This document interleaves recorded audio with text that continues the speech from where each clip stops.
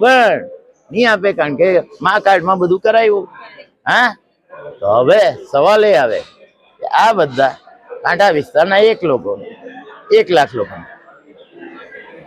મા કાર્ડ આયુષ્ય કાર્ડ મળવો જોઈએ.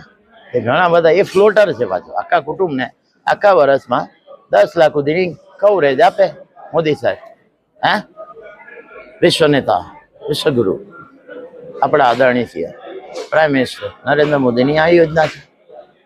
તો એનો લાભ લેવા માટે આપણી પાસે મા કાર્ડ આયુષ્યમાન કાર્ડ હોવો જરૂરી છે. હા, એના માટે આધાર કાર્ડ હોવો જરૂરી છે.